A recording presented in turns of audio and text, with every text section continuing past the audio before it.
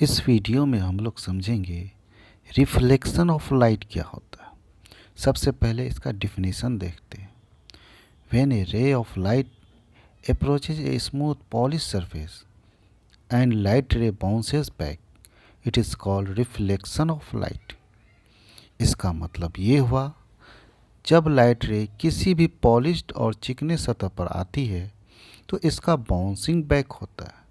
इसी घटना को हम लोग रिफ्लेक्शन ऑफ लाइट कहते हैं। इसे फिगर में भी समझ सकते हैं। देखिए यहाँ पर ये एक प्लेन मिरर है। ये लाइट रे आई और मिरर से टकराकर वापस चली गई। इसी घटना को हम लोग रिफ्लेक्शन ऑफ लाइट कहते हैं।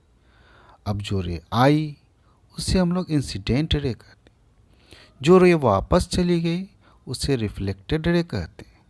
जिस पॉइंट पर रिफ्लेक्शन हुआ उसे पॉइंट ऑफ इंसिडेंस कहते हैं। इस पर अगर परपेंडिकुलर डाला जाए तो उसे नॉर्मल कहा जाता है। नॉर्मल और इंसिडेंट रे के बीच के एंगल को एंगल ऑफ इंसिडेंस कहा जाता है। नॉर्मल और रिफ्लेक्टेड रे के बीच के एंगल को एंगल ऑफ रिफ्लेक्शन कहते हैं। अब हम लोग जानेंगे लॉज ऑफ रिफ्लेक्शन क्या होता है। रिफ्लेक्शन के दो लॉज होते हैं। पहला, angle of incidence is equal to angle of reflection. देखिए ये रहा प्लेन मिरर, ये है इंसिडेंट रे, ये रिफ्लेक्टेड रे और ये नॉर्मल। ये एंगल ऑफ इंसिडेंस, ये एंगल ऑफ रिफ्लेक्शन। पहले लॉ के अनुसार angle I is equal to angle R. दूसरे लॉ को हम लोग देखते हैं। इंसिडेंट रे, रिफ्लेक्टेड रे और normal to the point of incidence are coplanar.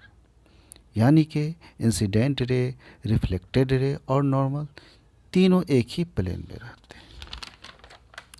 इसके बाद हम लोग जानेंगे mirror and types of mirror. Mirror के दो टाइप होते हैं, एक प्लेन मिरर और दूसरा स्फेरिकल मिरर। प्लेन मिरर इसे हम लोग अपने घर में इस्तेमाल करते हैं, लेकिन इस क्लास में हम लोगों को स्फेरिकल मिरर के बारे में पढ़ना। स्फेरिकल मिरर किसी होलो यानी खोखला गिलास स्फीयर का एक पार्ट होता है, जिसे अंदर या बाहर वाले हिस्से में सिल्वर्ड कर दिया जाता है। अगर अंदर वाले हिस्से में सिल्वर्ड कर दिया गया तो उसे कॉन्वेक्स मिरर कहेंगे, और अगर बाहर वाले हिस्से में सिल्वर्ड कर दिया गया तो उसे कॉनकेव मिरर कहेंगे।